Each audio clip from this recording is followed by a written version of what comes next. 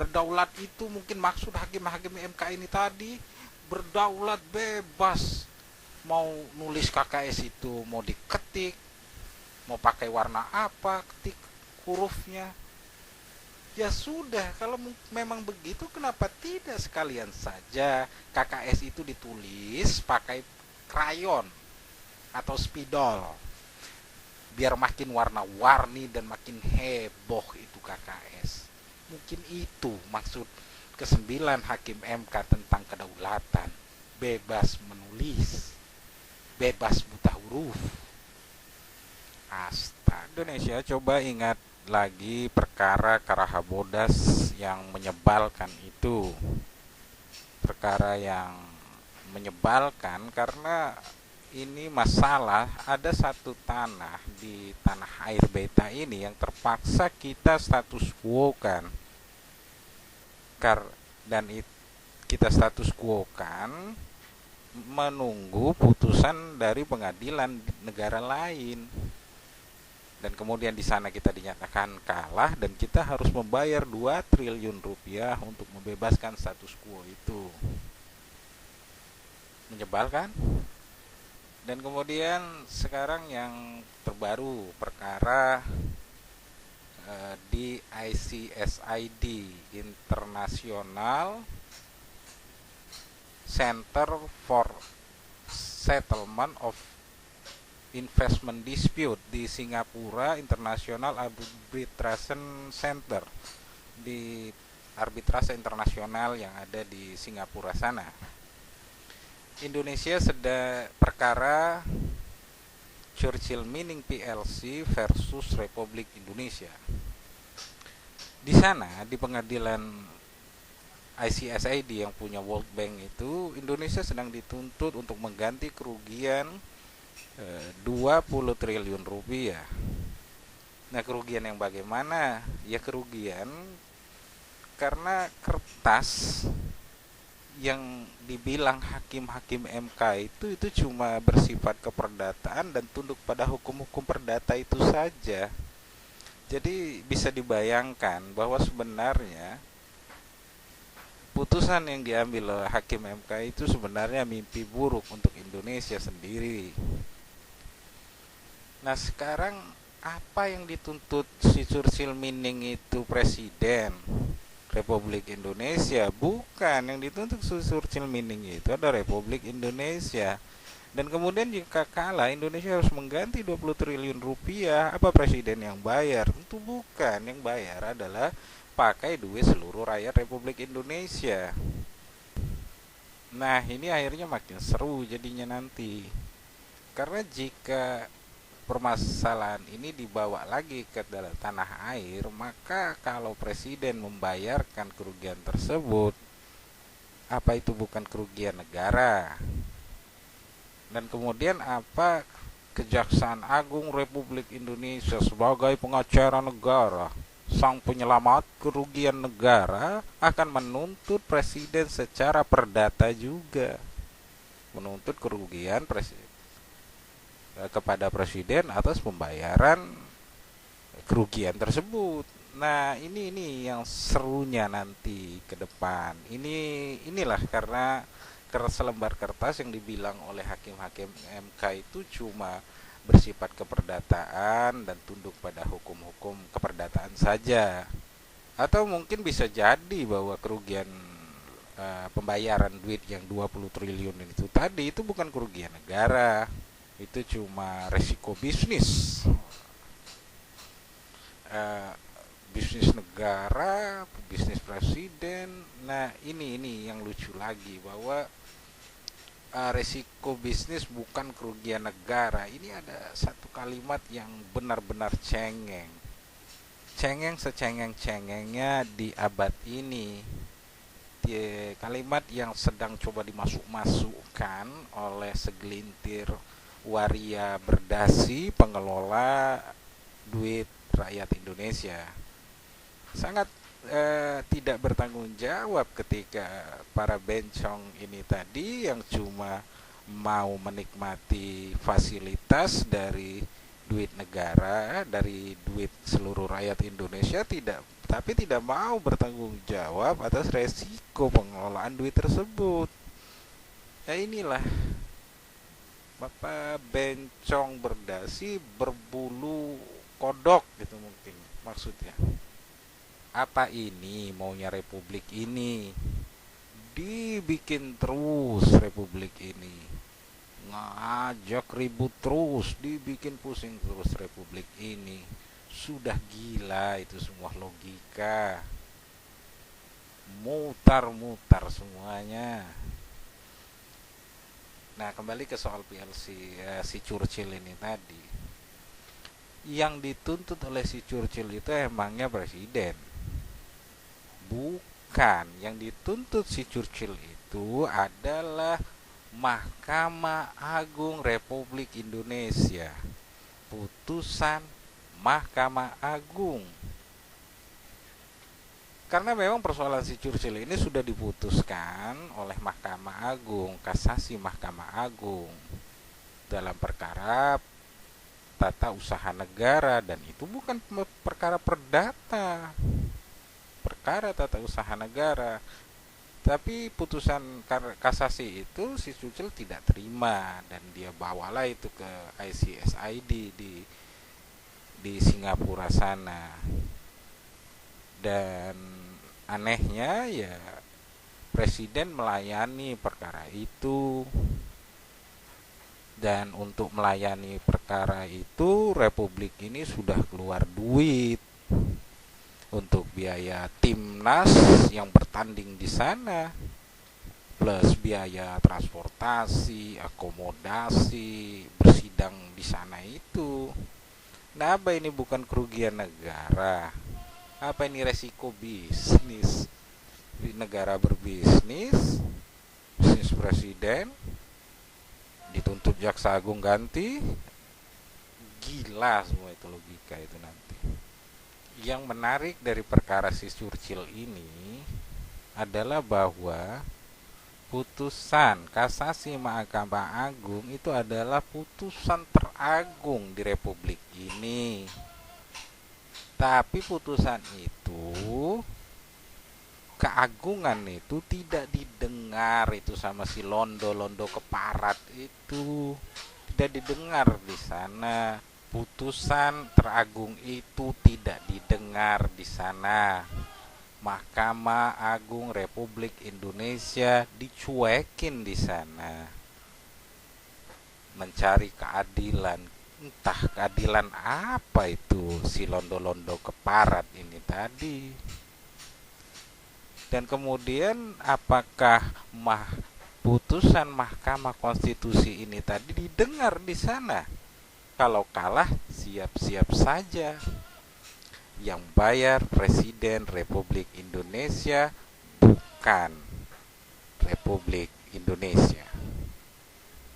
Tapi untunglah pengacara mereka di sana itu Michael Davison, bukan Melvin Bailey atau Joe Jamel. Karena kalau mereka bisa habis dikunyah-kunyah itu nanti stare decisis kita. Et non quita movere, republik ini. Do not disturb. Habis gitu ya.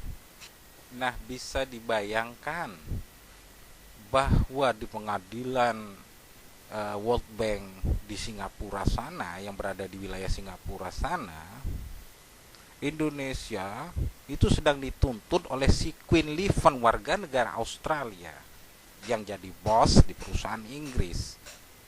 Arbiter mereka Van den Berg, warga negara Belanda. Arbiter kita Republik Indonesia itu Michael Huang, warga negara Singapura. Dan ujungnya ini nanti nasib Republik Indonesia ini berada di palu ketok yang berada di tangan si Kohler, warga negara Swiss. Bisa Indonesia bayangkan, kemarin Presiden Republik ini sudah diketok jidatnya, disadap sama Australia. Sekarang mau diketok lagi oleh warga Australia yang make palunya, palu ketok punya warga negara Swiss. Apa ini? Aduh. Nah, harusnya pemerintah Republik Indonesia yang dikirim ke sana itu bukan Dekumham, bukan pengacara-pengacara hebat, bukan pula Kejaksaan Agung, tapi harusnya yang bersidang di sana Republik Indonesia, yang berangkat ke sana adalah Hakim Agung Republik Indonesia.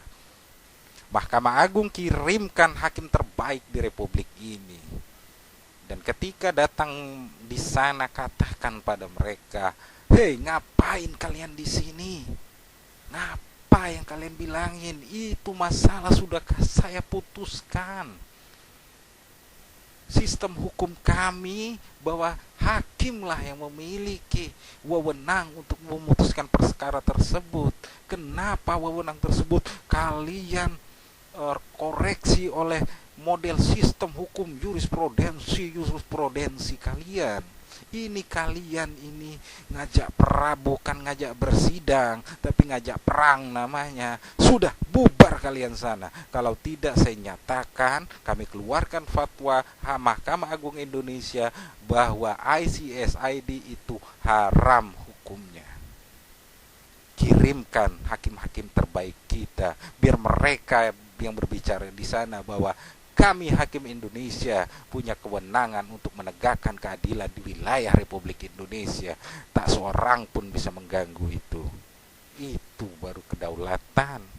Tapi ternyata faktanya kita memang begini. Kita terjebak oleh teori-teori standarnya, teori jadul berbahasa company Belanda, mutar-mutar di persoalan trias politikanya Montesquieu. Dan akhirnya Montesquieu menjadi parameter dalam menilai semua aktivitas Republik ini. Kita terpecah-pecah. Hei, ini tugas legislatif, ini eksekutif, ini. Padahal ya tidak, ini adalah Republik Indonesia. Dan ketika berhadapan dengan negara bukan Republik Indonesia, ini harus menjadi sebuah kesatuan. Jadi bukannya malah kita memecah diri kita sendiri. Trias politika Montesquieu itu teori jadul, dan itu sebenarnya sebuah cara kerja, bukan satu konsep kenegaraan yang harus dijadikan parameter. Sehingga akhirnya putusan-putusan di Mahkamah Konstitusi juga terjebak di situasi itu. Pembahasan tentang perjanjian terkait perjanjian internasional ini ya begitu ujungnya, bingung misahin mana itu perjanjian lokal, mana itu perjanjian internasional, Pak. Mendefinisikannya juga menggunakan pertimbangan-pertimbangan konvensi Wina lah, inilah, itulah. Ya heran juga kenapa Mahkamah Konstitusi menggunakan parameter-parameter pertimbangan itu menggunakan undang-undang dari negara lain, undang-undang dari planet lain. Dan terus konvensi Wina 86, padahal Indonesia itu bukan peserta, tidak menandatangani, tidak ikut, malah Indonesia menolak itu yang namanya konvensi Wina 1986, dan itu tidak diratifikasi dalam bentuk peraturan apapun perundang-undang di Indonesia. Jadi kalau misal ada pertimbangan hukum yang memasukkan konvensi Wina 1986, konvensi itu adalah aliens, makhluk asing dalam lembar negara Republik Indonesia. Tapi ketika kita dimasukkan di dalam lembar negara Republik Indonesia pertimbangan itu, ya artinya putusan itu adalah putusan yang aliens juga.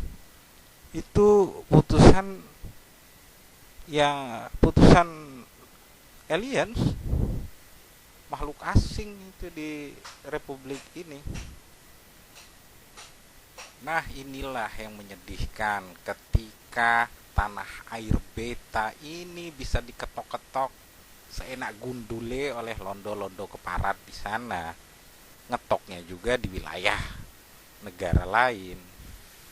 Tidakkah ada sedikit kecintaan kita kepada Presiden Republik ini, menjaga kehormatan Presiden ini, benjut-benjut dijitak oleh itu londo-londo keparat? tidak ada kecintaan kita kepada Presiden Republik ini. Kecintaan kita menjaga beliau dari rongrongan pendekar-pendekar berwatak jahat yang berkeliaran di Republik ini. Kalaupun itu bukan presiden yang sekarang, tapi tetaplah itu terkait dengan presidennya anak cucu Republik Indonesia ke depan.